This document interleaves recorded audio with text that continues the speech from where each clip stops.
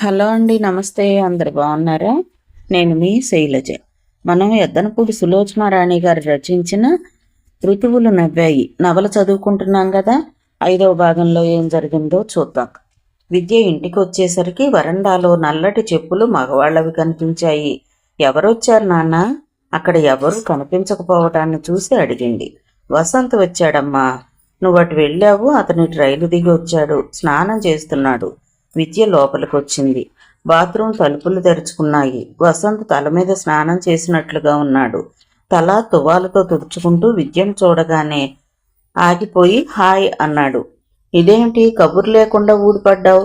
నవ్వుతూ అడిగింది. కబురు లేదా? ఉత్తరం రాశానుగా. అందిందని మామయ్య చెప్పారు కూడా. అవును అందింది. చదవలేదా మరి? చదివాను అంది నిస్సహాయంగా. నేను వచ్చేసరికి తమరు బయటకు వెళ్లారు. మామయ్యని ఎంత పొద్దుటే ఎక్కడికి వెళ్ళింది అని అడిగితే ఒక ఫ్రెండ్ని పంపటానికి వెళ్ళింది అన్నారు. ఎవరా ఫ్రెండ్? ఏంటా కదా? ఒక తెలిసిన ఫ్రెండ్. కథేమీ లేదు అంది విద్య లోపలికి వెళుతూ. విద్య వంటింట్లో పని చూస్తుంటే వసంత్ గుమ్మానికి ఆనుకుని నిలబడి కుశల ప్రశ్నలు మొదలుపెట్టాడు. విద్య, నేను త్రివేంద్రం నుంచి వచ్చేసరికి నువ్వు మామయ్య వెళ్ళిపోయారని, మామయ్యకు ఒంట్లో బాగుండలేదని మమ్మీ చెప్పింది. నాకు చాలా ఆశాభంగం అనిపించింది. ఉత్తరంలో రాశాను కదా. అతను ఆగాడు. విద్య మాట్లాడలేదు. అతను క్షణం ఆగి అన్నాడు. విద్య, ఉత్తరంలో అలా రాసినందుకు ఏమైనా అనుకున్నావా? అబ్బే, నేనేమీ అనుకోలేదు. అమ్మయ్య, నా ప్రాణం కుదుటపడింది. నీ మనసుకి ఏమైనా బాధ కలిగించానేమోనని గెజగెజలాడిపోతున్నాను. అలాంటిదేదైనా జరిగితే నీకు క్షమాపణ చెప్పుకుందామని పరిగెత్తుకొచ్చాను. విద్య, నువ్వు నేను వచ్చేసరికి లేవు. చాలా ఆశాభంగం అనిపించింది. ఆశాభంగం కలిగిన ఏ మనిషి అయినా పిచ్చెక్కినట్లుగా ప్రవర్తిస్తాడు. అవునా కాదా? అవును, నా సంగతి కూడా అంతే. అయినా నాకు తెలియక అడుగుతాను. మనిద్దరం ఫ్రెండ్స్ కదా, మన మధ్య రాయకూడని విషయాలు ఏముంటాయంటావు? ఏమో, నాకెప్పుడు అలాంటి సంఘటన ఎదురు కాలేదు. అతను నిట్టూర్చాడు. చాలా అదృష్టవంతురాలు విద్య. ఏమిటో తరచుగా అందరి నోట ఈ మాట వింటూ ఉండబట్టి కాబోలు ఆ మాట వింటే నాకేమీ అనిపించటం లేదు అంది. కొద్దిసేపు అయింది. విద్య, వసంత్, ఆనందరావు గారు ముగ్గురు కలిసి కూర్చుని భోజనం చేశారు. భోజనం చేస్తున్నంతసేపు వసంత్ రాజకీయాలు, సినిమాల గురించి మాట్లాడుతూనే ఉన్నాడు. భోజనాలైన తర్వాత విద్య వంటిల్లు సర్దుతుంటే వసంత్ తాను కూడా సాయం చేశాడు. అది వాళ్ళిద్దరికీ అలవాటే. అతను ఈ ఊర్లో హాస్టల్లో ఉండి సెలవుల్లో వచ్చినప్పుడు ఇంట్లో సగం పని అతన్నే చేసి విద్యకు సాయపడేవాడు. విద్య వద్దని వారిస్తే అలా అనకు, నీతో కలిసి పనిచేస్తుంటే నాకు చాలా సంతోషంగా ఉంటుంది అనేవాడు. ఇద్దరు కలిసి సినిమాలు చూసేవాళ్ళు, పుస్తకాలు చదివి తర్కించుకునేవాళ్ళు. విద్య వంటింట్లోంచి యువతలకు వచ్చి పుస్తకాలు సర్దుకుంటుంది. ఈరోజు కాలేజీకి వెళుతున్నావా అడిగాడు వసంత్. మానేయకూడదు, ముఖ్యమైన క్లాసులున్నాయి. సరే వెళ్ళిరా. అతనికి విద్య సంగతి బాగా తెలుసు. ఎన్ని పనులున్నా ముందు చదువుకు ప్రాధాన్యత ఇస్తుంది. విద్య కాలేజీ మానేయదని అతను తెలిసి కూడా అప్పుడప్పుడు అడుగుతూ ఉంటాడు. విద్య సమాధానం విని నువ్వేం మారలేదు సుమా అనేవాడు. విద్య అంటే అతనికి అందుకే ఇష్టం. విద్య వయసు వాళ్ళు సాధారణంగా అంత తీరుగా, అంత లోతుగా ఆలోచించరు. విద్యలో ఏకాగ్రతే కాదు, నైపుణ్యం కూడా ఉంది, చురుకుదనం ఉంది. రేపు శనివారం, ఎల్లుండి ఆదివారం, 2 రోజులు హాయిగా గడపవచ్చు అనే ఆశతో వచ్చాడు అతను. విద్య కాలేజీకి వెళ్ళిపోయింది. ఆనందరావు గారు, వసంత్ చదరంగం ఆడుతూ కూర్చున్నారు. ఆనందరావు గారు తన జాబ్కి రిజైన్ చేస్తానని, ఇంటి దగ్గరే ట్యూషన్లు చెబుతానని, తనకి శక్తి లేకుండా ఉందని చెప్పారు. విద్యకి పెళ్లి చేస్తే చాలా సంతృప్తి. ఆ సంగతి నాకు తెలుసు మామయ్య. నాకు ఉద్యోగం వచ్చేసింది. విద్య చదువు అయిపోతోంది. మా పెళ్లికి ఇంకెందుకు ఆలస్యం అన్నాడు. ఆనందరావు గారు ఎప్పటి నుండో వసంత్ని విద్యను చేసుకోమని అడిగారు. వసంత్ సంతోషంగా అంగీకరించాడు. తానే ఆయన్ని అడగాలి అనుకుంటున్నాను.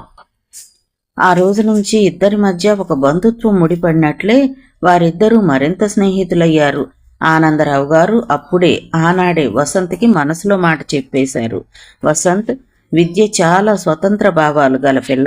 అలా పెరగటానికి సగం కారణం నేనే. నీ గురించి నేను నిర్ణయం చేశాను అంటే తనని సంప్రదించలేదని మనసు చిన్నబుచ్చుకుంటుందేమో. నీ అంతట నువ్వే నీకే ఈ అభిప్రాయం కలిగినట్లుగా అడిగి విద్య అంగీకారాన్ని తెలుసుకో అన్నారు. అలాగే మామయ్య అన్నాడు వసంత్. ఈ కాలపు పిల్లలకి పెళ్లి అంటే చాలా ఖచ్చితమైన అభిప్రాయాలుంటాయి. వారి కోర్కెలకి ఆశలకి అనుగుణంగా ఉంటేనే వారు సుఖపడతారు. మా తరం వాళ్లలాగా ఏదో ఒక పెళ్లిలే అని సరిపెట్టుకోరు. పెళ్లి చేసుకునే వధూవరులు ముందే ఒకరి ఇష్టాలు మరొకరు క్షుణ్ణంగా తెలుసుకోవడం చాలా అవసరం అన్నారు. అవును మామయ్య అన్నాడు వసంత్. ఆనందరావు గారికి వసంత్ను చూస్తే చాలా సంతోషం కలుగుతోంది.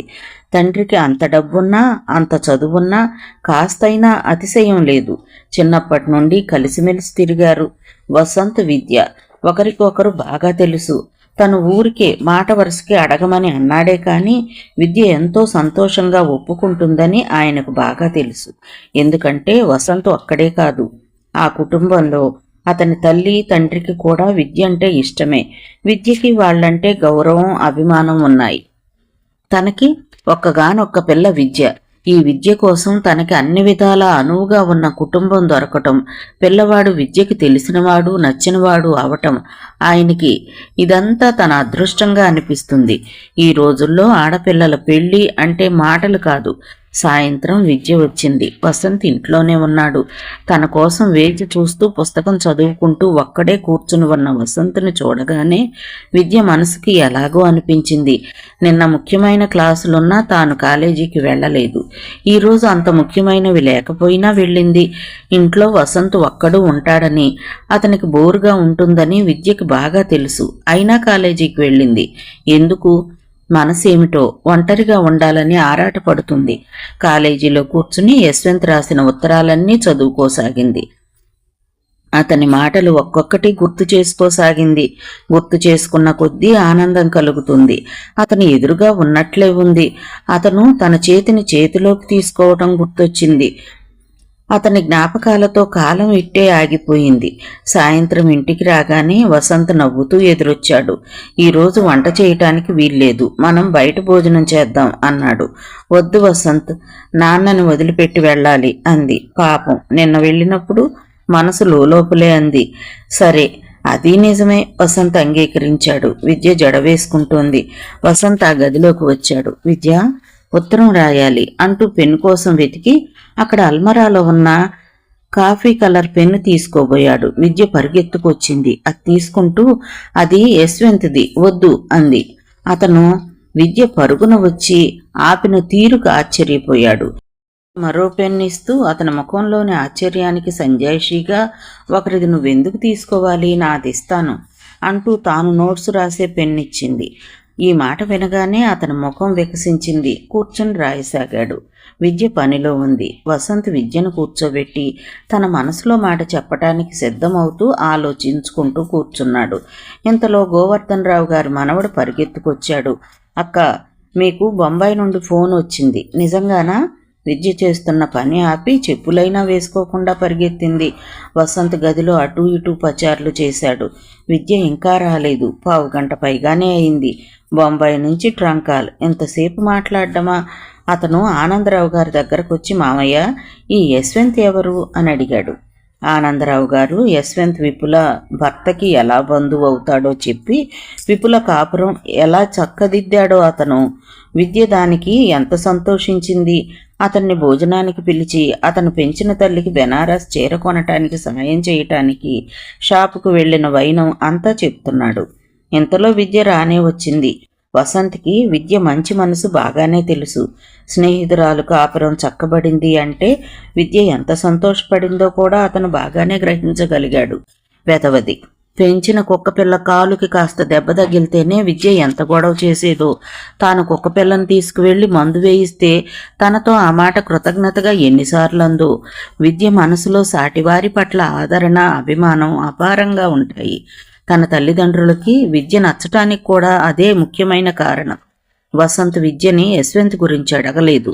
ముగ్గురు భోజనం పూర్తయింది. ఆనందరావు గారు గదిలో పడుకోబోయే ముందు వసంత్ విద్య గదిలోకి వచ్చాడు. విద్య పడకుర్చీలో కూర్చుని కళ్ళు మూసుకుని ఉంది.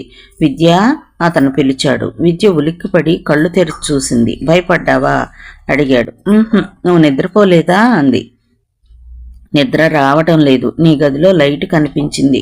కాసేపు మాట్లాడదామని వచ్చాను అంటూ అతను దివాన్ మీద కూర్చున్నాడు. విద్య సరిగ్గా కూర్చుంది. విద్య, నాకు ఉద్యోగం వచ్చి 4 నెలలైంది. నేను జీవితంలో సెటిల్ అయినట్లే అన్నాడు. కంగ్రాచులేషన్స్ అంది విద్య. Thank you. నీ చదువు కూడా అయిపోతుందిగా. నువ్వు పెళ్లి చేసుకుంటే నువ్వు సెటిల్ అయిపోయినట్లే. మన సంఘంలో ఆచారం అంతేగా. మగపిల్లవాడికి ఉద్యోగం రావాలి, ఆడపిల్లకు పెళ్లి కావాలి. నా ఉద్దేశంలో అది సరికాదు. ఎందుకని? మగ భేదం లేకుండా ప్రతి ఒక్కరూ చదువుకోవాలి. పెళ్లికి ముందే తమ కాళ్ల మీద తాము నిలబడగలిగే ఆర్థిక స్తోమత కావాలి. ఆడపిల్ల సంపాదించే కంటే సంపాదించే భర్తను వెతుక్కుంటే చాలు సుఖపడతారనుకుంటారు. లేదు, భర్త సంపాదన మీద ఆధారపడే పిల్లకి సుఖం ఎంతైనా ఉండవచ్చు కాక అతని ఇష్టాయిష్టాల మీద తన సుఖశాంతులు ఆధారపడి ఉన్నాయి అనే ఆలోచన మానసికంగా భయస్థురాలను చేస్తుంది. అతని కనుసన్నల్లో మెలగకపోతే తన కష్టం అనే బెదురు అంతరాంతరాల్లో తప్పక ఉంటుంది. అందరు ఆడపిల్లలు అలా అనుకుంటారంటావా? అతను నిలదీశాడు. జ్ఞానం ఉన్న ప్రతి ఆడపిల్ల అలాగే భావిస్తుంది. ఒక్క ఆడపిల్లే కాదు, మగవాడైనా సరే తన తిండి బట్టకి ఆర్థికంగా ఎవరి మీదైనా ఆధారపడితే వారికి స్వతంత్ర ప్రవృత్తి ఉండదు. అది నా నమ్మకం. అంటే నువ్వు చదువు పూర్తయి ఉద్యోగం దొరికే వరకు పెళ్లి చేసుకోవా? ఒకవేళ నువ్వు ఉద్యోగం చేయటం నీ భర్తకి ఇష్టం లేకపోతే అతన్ని అసలు నేను పెళ్ళే చేసుకోను. విద్య అంత ఖచ్చితంగా చెబుతుంటే వసంత ముఖంలో నవ్వు మాయమైంది. విద్య స్వతంత్ర భావనని తాను ఆమోదించినా, విద్య మీద ఇష్టంతో కాదనలేక ఉద్యోగం చేయటానికి అంగీకరించినా తన తల్లిదండ్రులు ఒప్పుకుంటారా? అతను సంశయంలో పడ్డాడు. నీ చదువు ఈ సంవత్సరంతో పూర్తయినట్లేగా? కాదు, బిఏ అవగానే ఎంఏ అవ్వాలి, పిహెచ్డి చెయ్యాలి. అప్పుడు నా చదువు పూర్తయినట్లు. ఎన్ని సంవత్సరాలు? వసంత్ వేళ్ల మీద లెక్కపెట్టి ఇంకా సుమారు 3-4 ఏళ్ళు అన్నాడు. విద్య అవును అన్నట్లుగా తల ఊపింది. విద్యతో వివాహ ప్రస్తావన తెచ్చే సమయం ఇది కాదు అనుకున్నాడు. అతను వస్తాను విద్య, గుడ్ నైట్ వెళ్ళిపోయాడు. అతను వెళ్లేసరికి ఆనందరావు గారు మేలుకునే ఉన్నారు. మాట్లాడావా అడిగారు. ఏమన్నది? ఆయన ఆంతరంగా అడిగారు. విద్యకి చదువు మీద చాలా ఆశ ఉంది మావయ్య. చదువు పూర్తయిన తర్వాత గానీ చేసుకోను అంది. నువ్వు పెళ్లి సంగతి ఎత్తిన తర్వాత కూడానా? అతను సంశయంగా చూశాడు. మా మాటకు అసలు అంతవరకు రానేలేదు. ఎందుకని? నేనే ఇప్పుడెందుకని ఊరుకున్నాను. విద్య చదువు పూర్తి అవ్వాలిగా. విద్యకి చదువు అంటే అంత ఇష్టంగా ఉంటే అలాగే కానిద్దాం, తర్వాతనే పెళ్లి మాట ఎత్తుతాను. వసంత్, అప్పటి వరకు మీ అమ్మ నాన్న ఊరుకుంటారా? నువ్వు ఉద్యోగంలో సెటిల్ అయ్యావు, ఆయన ఆదుర్దాగా అన్నారు. నువ్వు ఆదుర్దా ఏం పడక మామయ్య. పెళ్లి చేసుకునేది నేను. విద్యను తప్ప నేనెవ్వరినీ చేసుకోను. విద్య కోసం నేను ఎన్నేళ్లైనా ఆగుతాను, సరేనా? ఆ పిచ్చి మొహానికి ఈ మాట తెలిస్తే బావుండు. మామయ్య, ఏదో ఒక పెళ్లిలే అని నేను చేసుకోను. నాకు నచ్చిన వ్యక్తిని నేను పెళ్లి చేసుకుంటాను. వసంత్, విద్యని నువ్వు పెళ్లి చేసుకుంటావనే ఆశతోనే నేను వేరే సంబంధాన్ని గురించి ఆలోచన చేయటం లేదు. వసంత్ లేచి వచ్చి ఆయన మంచం మీద కూర్చున్నాడు. ఆయన చేతిని తన చేతుల్లోకి తీసుకుంటూ, ఇప్పుడు ఏమైందని? విద్యను నేను కాదంటేగా మామయ్య. పెళ్లి కోసం విద్య చదువు మానేసుకున్నాను అనే అసంతృప్తి ఎందుకు పడాలి? పెళ్లి అనేది ఎప్పుడూ అసంతృప్తితో జరగకూడదు. మీరేం బాధపడకండి.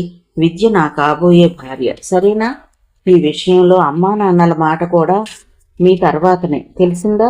భగవంతుడు నిన్ను చల్లగా చూడాలి వసంత్ అన్నారు ఆయన. వసంత్ లేచి వచ్చి మంచం మీద కూర్చున్నాడు. దూరంగా విద్య గదిలో లైట్ తీసేసి కనిపిస్తోంది. అతను నిట్టూర్చాడు. ఈ రాత్రి తనకు నిద్ర రాదు. విద్యకి ఎంతసేపు చదువు మీద ధ్యాస, ఇంకో ఆలోచనే ఉండదు. అందుకే ఈ పాటికి నిద్రపోయే ఉంటుంది అనుకున్నారు. కానీ విద్య నిద్రపోలేదు. చీకట్లో పడుకుని కళ్ళు తెరుచుకుని చూస్తోంది. మనసంతా మధురమైన ఊహలు, ఎన్నెన్నో ఆలోచనలు. సాయంత్రం బొంబాయి నుంచి యశ్వంత్ ఫోన్ చేశాడు. విద్య ఫోన్ అనగానే చేతిలో పని వదిలిపెట్టి పరిగెత్తింది. హలో అనగానే అవతల నుండి హలో విద్య అని ఆత్రుతగా వినిపించింది. నేను యశ్వంత్ని మాట్లాడుతున్నాను. తెలుసు విద్య, నేను ఈ రాత్రికి వెళ్ళిపోతున్నాను. పగలంతా పని చూసుకున్నాను. వెళ్లే ముందు ఒక్కసారి నీతో మాట్లాడాలని లైట్నింగ్ కాల్ బుక్ చేశాను. ఎలా ఉన్నావు?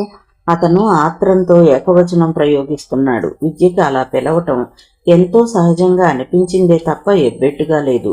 విద్య, టైం అయిపోతుంది, త్వరగా ఏదైనా చెప్పు అన్నాడతను. ఏం చెప్పను? నిస్సహాయంగా అడిగింది. ఏదైనా సరే, నీ నోటికి ఏదొస్తే అది. మీరు త్వరగా వచ్చేయండి, నాకు మిమ్మల్ని చూడాలనిపిస్తుంది. ఓ థ్యాంక్ యూ, బాగా గుర్తుపెట్టుకుంటాను. నేను నిజంగానే అంటున్నాను. ట్యాక్సీలో నేను వదిలిన కవర్ చూశావా? ఆ, విద్యకి సంతోషం వచ్చింది. అది తాను చూసినట్టుగా అతనికి ఇంత త్వరగా తెలియచేసే అవకాశం వస్తుందనుకోలేదు. విద్య, ఇక్కడి నుండి మాట్లాడుతుంటే ఇద్దరం ఇంకా ఒకే దేశంలో ఒకే గడ్డ మీద ఉన్నాం కదా అని సంతోషం కలుగుతుంది. అమెరికా వెళితే ఎంత దూరం అన్నాడు. విద్య నవ్వింది. దాందేముంది, ఈ భూమి అంతా ఒక్కటే కదా, ఇద్దరం ఒకే భూమి మీద ఉన్నాం అనుకుందాం. అతను కూడా ఫకాలను నవ్వాడు. ఇంతలో కాల్ కట్ అయింది. ఆపరేటర్ ఉండమని చెప్పింది. విద్య ఫోన్ పట్టుకుని వేచి చూస్తుంది. ఎంతసేపటికి రాలేదు. చాలాసేపు అయిన తర్వాత మళ్లీ లైన్ దొరికింది. యశ్వంత్, ఇక వెళ్ళిపోవాలి, టైం అయింది, గుడ్ నైట్ అన్నాడు. గుడ్ నైట్ అంది. త్వరగా వచ్చేస్తాను, అసలు ఇక్కడి నుంచే వచ్చేయాలనిపిస్తుంది. విద్య నవ్వింది. ఆ నవ్వులో అతను రావటం తనకి ఎంత సంతోషమో జవాబు చెబుతున్నట్లుగా ఉంది. విద్య పడుకుని ఇప్పుడు అదే ఆలోచిస్తుంది. తన మనసేమిటో ఇంతగా సంతోషపడుతుంది. తనకేమైనా పిచ్చి పట్టిందా? కొత్త వాళ్లతో ఎంత ముభావంగా ఉండేది. యశ్వంత్తో తన పరిచయం ఎంత చనువుగా మాట్లాడుకునేంత మాత్రం కాదు. అతని పరిచయం ఒక సుడిగాలిలా వచ్చి తనని పట్టి తన నమ్మకాలలో నుంచి, తన వ్యక్తిత్వంలో నుంచి ఎత్తేసినట్లుగా ఉంది. కొత్త వాళ్లతో అలా షాపింగ్కి వెళుతుందా, అలా కాలేజీ ఎగ్గొట్టేసి తిరుగుతుందా, అలా ఎయిర్పోర్ట్కి వెళ్లి సెండ్ ఆఫ్ చెప్తుందా, అలా ఫోన్ వస్తే పరిగెత్తుతుందా? ఈ పనులన్నీ చేసింది తానేనా? చిత్రమేమంటే విద్యకి యశ్వంత్ అపరిచిత వ్యక్తిలా అనిపించడం లేదు. అతను పరిచయమైన క్షణం నుండి ఏదో విధంగా అతని ఆలోచనలు తనని బదలటం లేదు. విద్యకి తన పట్ల తనకే విస్మయంగా ఉంది. తన మనసు గురించి తానే దిగ్భ్రాంతి చెందుతోంది. విద్య నిట్టూర్చింది. అతను వెళ్ళిపోయాడుగా, ఇక పర్వాలేదు, ఇప్పట్లో రాడు. ఈ లోపల తాను తేరుకోవచ్చు. ఈసారి అతను కనిపిస్తే చాలా గంభీరంగా ఉండాలి అనుకోసాగింది. 20 రోజుల తర్వాత విద్య కాలేజీ నుంచి సాయంత్రం ఇంటికి వచ్చేసరికి టేబుల్ మీద 2 ఉత్తరాలు కనిపించాయి. తండ్రి కాలేజీ నుంచి ఇంటికి వచ్చి పెరట్లో ఉన్న పూల మొక్కలకి కుదుళ్లు చేస్తున్నారు. ఆయన ఆరోగ్యం ఈ మధ్య కాస్త చక్కబడింది. విద్య ఇంకా సెలవు పెట్టి ఇంట్లో ఉండి రెస్ట్ తీసుకోమన్నా ఆయన వినడం లేదు.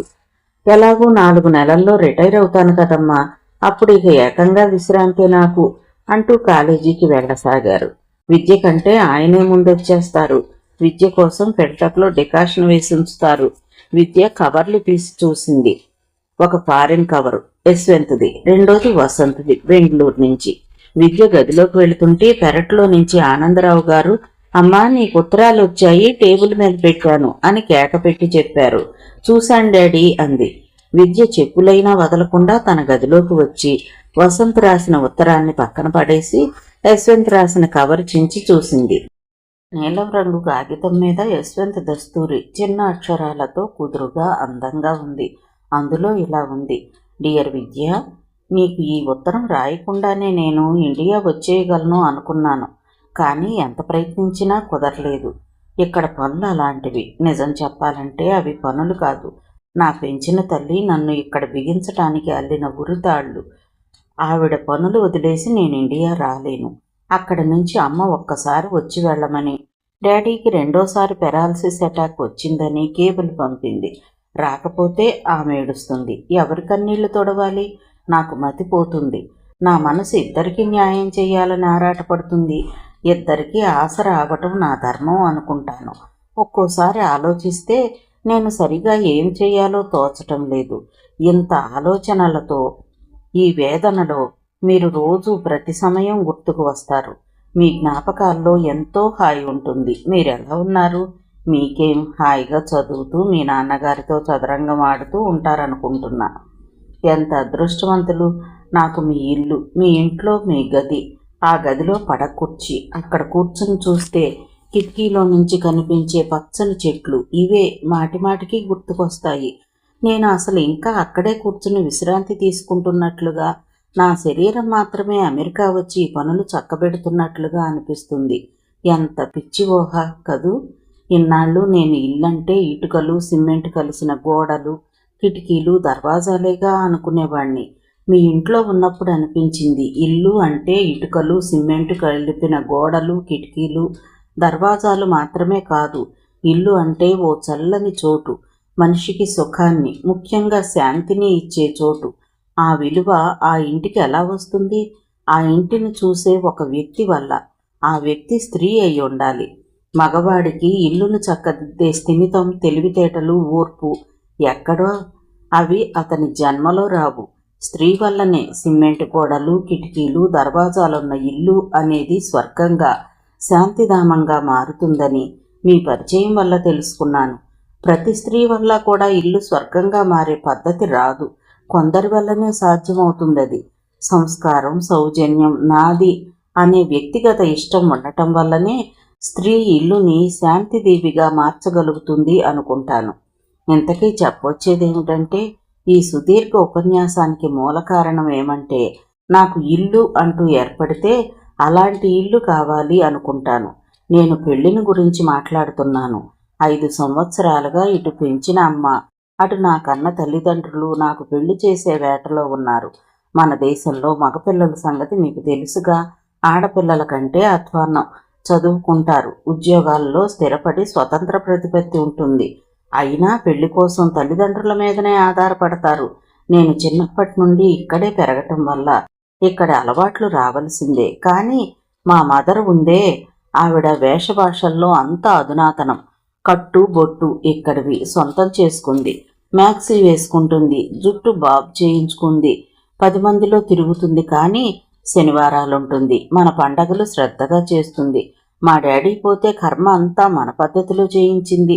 నాకు గుండు చేయిస్తానంది కానీ మా అమ్మ వాడికి గుండు చేయించడానికి వీల్లేదు అని ఫోన్ చేయటం వల్ల అది తర్కంలో పడి వీలు కాలేదు.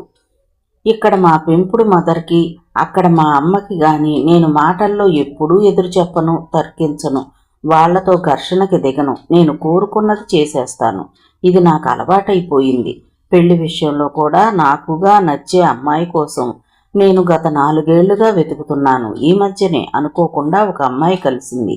ఆ అమ్మాయికి నాకు ఒక రైలు ఆగిన వేళ ఊరు కాని ఊరులో నేను 20 రూపాయలు అప్పు అడగటంతో పరిచయం ప్రారంభమైంది. అది గమ్మత్తుగా పెరిగింది. ఆ అమ్మాయితో నేను గడిపిన క్షణాల్లో ఒకదానికంటే ఒకటి ఆ అమ్మాయి అంటే ఇష్టాన్ని పెంచాయి. ఆ అమ్మాయి చేతిలో నా జీవితం ఇటుకలు సిమెంటు కలిపిన గోడలు కిటికీలు దర్వాజాలు మాత్రమే అని నేను అనుకునే ఇల్లుని ఒక ఆనంద సౌధంలా శాంతి తీరంలా చేసే మహత్తుందని గాఢంగా అనిపిస్తూ ఉంటుంది.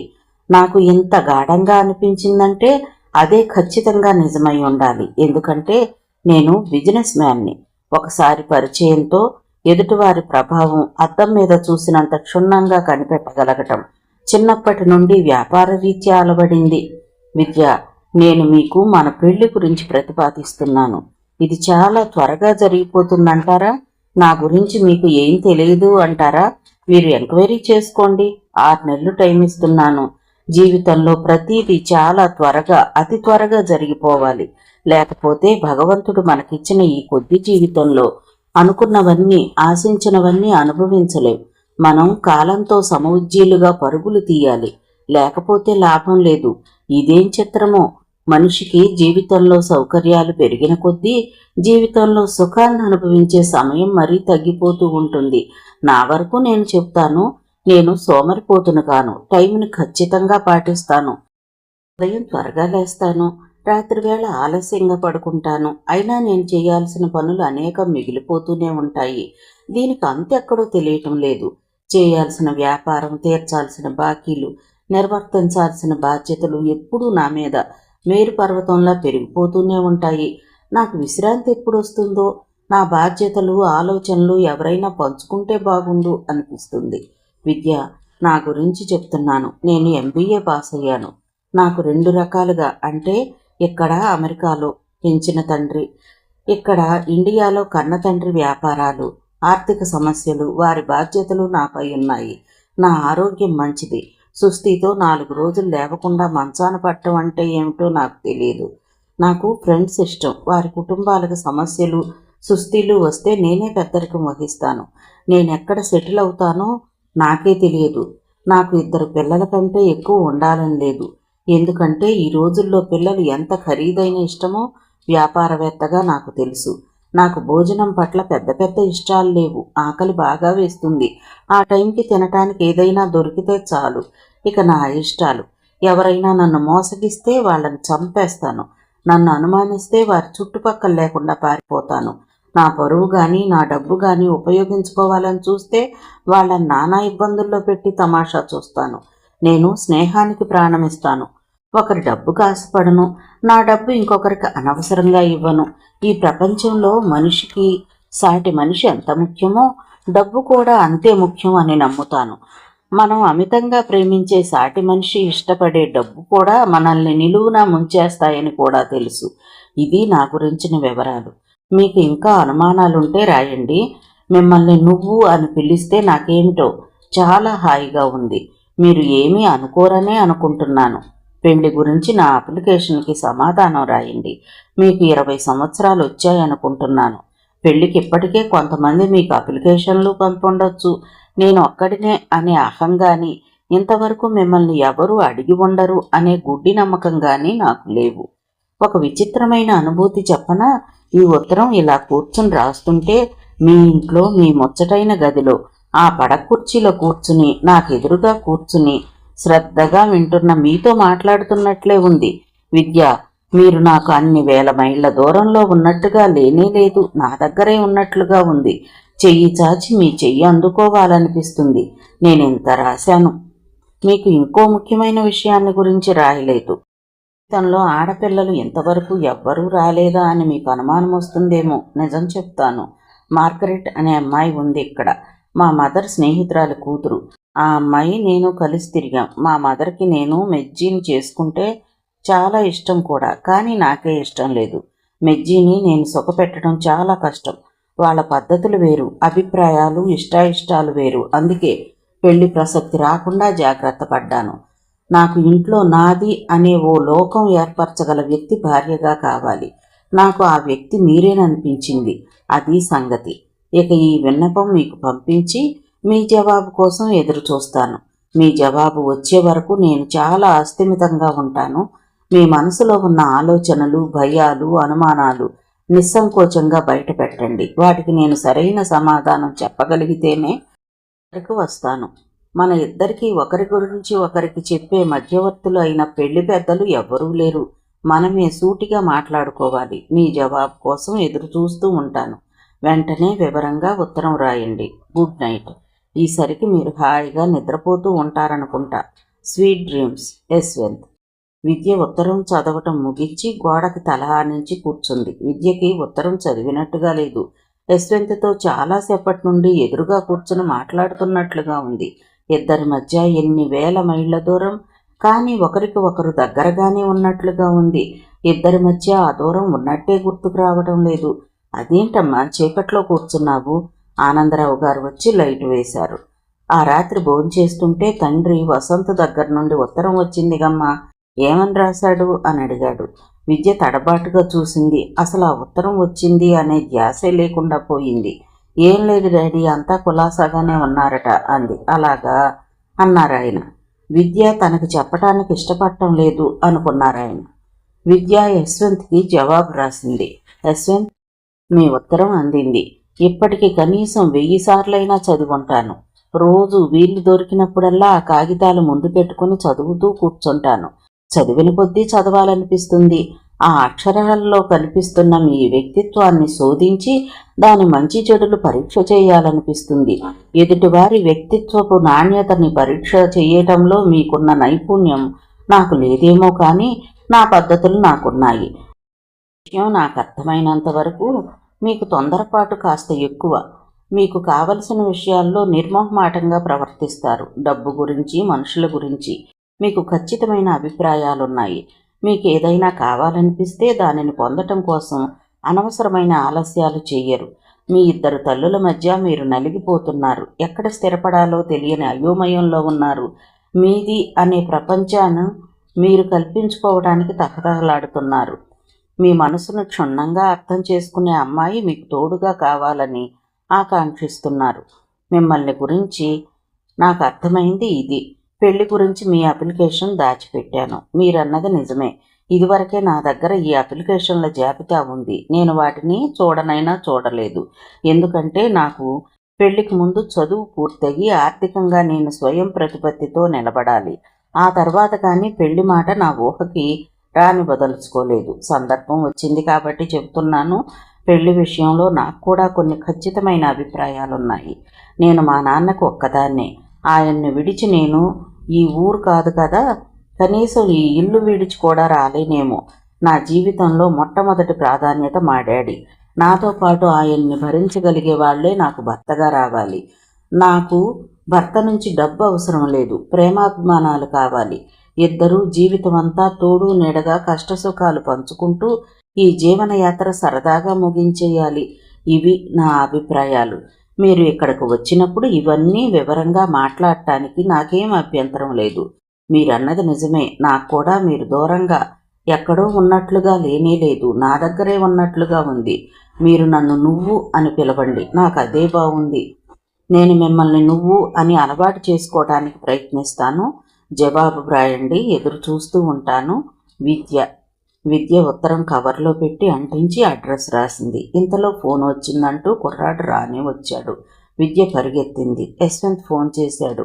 హలో విద్య, అతని కంఠం ఆతురంగా పిలిచింది. నేనే మాట్లాడుతున్నాను అంది. నా ఉత్తరం అందిందా? జవాబు రాశావా? ఇప్పుడే రాస్తున్నాను. ఇంతలో ఫోన్ వచ్చింది. నిజంగానా? ఎంతో అద్భుతమైన విషయం ఏదో జరిగినట్లుగా ఉంది అతనికి. మనం ఒకరిని గురించి ఒకరం ఒకే టైంలో ఆలోచించటం ఎంత విచిత్రం కదూ. అవును, ఇవి కాస్త ఇష్టపడే అందరూ మాట్లాడుకునే మాటలే. కానీ ఆ క్షణంలో ఆ ఇద్దరికీ ఈ ప్రపంచంలో తాము ఒక్కరే ఇలా మాట్లాడుకుంటున్నట్లుగా, అనుభూతి చెందుతున్నట్లుగా అద్వితీయంగా అనిపించింది. నేను త్వరలో ఇండియాకు వచ్చేస్తున్నాను అన్నాడు అతను. నిజంగానా? విద్యకి ఇంతవరకు పుట్టిన తర్వాత ఎంత సంతోష వార్త ఎప్పుడూ వినలేదనిపించింది. వీలైతే ఈ లోపుగా మళ్ళీ ఫోన్ చేస్తాను. సరే పెట్టేయనా? ఉంటాను, బాయ్ బాయ్. ఫోన్ పెట్టేయబోతున్న అతను ఆగి ఏదో అత్యవసరమైనది గుర్తొచ్చినట్లుగా ఆతృతగా విద్య పిలిచాడు. అతను చెప్పేది వినటానికి సిద్ధంగా ఉంది. నువ్వు నన్ను ఎప్పుడైనా అసలు గుర్తు చేసుకుంటూ ఉంటావా? ఎప్పుడైనా? అదే అప్పుడప్పుడు. విద్య నవ్వింది. గుర్తు చేసుకోవడానికి అసలు మర్చిపోతే కదా అంది. థ్యాంక్ యూ, నేను కూడా అంతే. ఉంటాను, బాయ్. త్వరలో ఇండియాలో కలుసుకుందాం, సరేనా? సరే. అతను మరోసారి చెప్పి ఫోన్ పెట్టేశాడు. విద్య ఫోన్ పెట్టేసి యువతలకు వచ్చింది. అతను ఇంకా దేని గురించి అడగలేదు, తను చెప్పలేదు. ఎంతసేపు ఒకరికొకరు గుర్తు ఉన్నామా లేదా అనే ఆరాటమే. ఎదుటివారు కూడా తనలాగే ఆలోచిస్తున్నారా లేదా అనే ఆరాటమే. విద్య ఇంటికి వచ్చింది. బయట వానజల్లు పడి అప్పుడే తగ్గింది. చెట్లు, భూమి, ప్రకృతి అంతా నీటితో కడిగేసినట్లుగా తేటగా ఉంది. యశ్వంత్ త్వరగా వచ్చేస్తాడట. విద్యకి ప్రకృతి అంతా అందంగా ఉంది. మనసు పురివిప్పిన నెమలిలా నాట్యం చేస్తుంది. బయట వానకు తడిసిన చెట్లు, పూలు తన ఆనందం పంచుకుని అభినందిస్తున్నట్లుగా చూస్తున్నాయి. తనను చూసి అవి కూడా ఆనందపడుతున్నట్లుగా ఉన్నాయి. వానాకాలం దాటిపోతున్న ఈ ఋతువే అసలు ఎంతో అందంగా ఉంది. పొడమి తల్లి నీటి ఎద్దడి నుంచి విముక్తి పొంది సస్యశ్యామలంగా, తృప్తిగా, ఆనందంగా ఉన్నట్లుగా అనిపిస్తుంది. ఎక్కడ ఎటు తల తిప్పి చూసినా ఆకుపచ్చటి పచ్చదనమే. చివుళ్ళు, రెమ్మలు, కొమ్మలు, చెట్లు, భూమి పరవశించిపోతున్నట్లుగా ఉన్నాయి. కొసల నుంచి రాలిపడుతున్న నీటి బిందువులని అరచేయి పట్టి అందుకుంది. నరంలోనూ మధురమైన సంగీతం లాంటి ప్రకంపన. గొంతెత్తి గానం చెయ్యాలనిపిస్తుంది. చేతులు చాచి డాన్స్ చేస్తూ గిరగిరా తిరగాలనిపిస్తుంది. విద్య తలెత్తి ఆకాశంలోకి చూసింది. బూడిద రంగు మబ్బులు దట్టంగా పొగలా వలయంలాగా తరలిపోతున్నాయి. ఇదంతా ఎందుకింత బాగుంది? ఈ లోకంలో యశ్వంత్ అనే మనిషి ఉన్నాడు కాబట్టి, అతను తనకు తెలుసు కాబట్టి. కాదు, తనంటే అతనికి ఇష్టం కాబట్టి. విద్యలో ఎల్లవేళలా ఉండే గాంభీర్యం, ముక్తసరితనం మంచులా విడిపోయాయి. యశ్వంత్ త్వరలో మళ్ళీ వస్తాడట. విద్యకు పదే పదే గుర్తుకొస్తుంది. అతని మాటలు, అతని ఉత్తరాలే గుర్తుకొస్తున్నాయి. మిగతా కథ తరువాతి భాగంలో చూద్దామండి. కథ విన్నందుకు ధన్యవాదాలు. ఈ నవల మీకు నచ్చితే ఒక లైక్ చేయండి, షేర్ చేయండి. నా ఛానల్ని సబ్స్క్రైబ్ చేసుకోండి, నన్ను సపోర్ట్ చేయండి. మీరు ఇచ్చే ఒక్క లైక్ నాకు నా ఛానల్కి ఎంతో సపోర్ట్ని ఇస్తుందండి. మీ యొక్క విలువైన అమూల్యమైన సలహాలని సూచనల్ని కామెంట్ రూపంలో తెలియజేయండి. కొత్త వాళ్ళు చూస్తున్నట్లయితే ప్లీజ్ సబ్స్క్రైబ్ చేసుకోండి. Thank you. ఉంటానండి.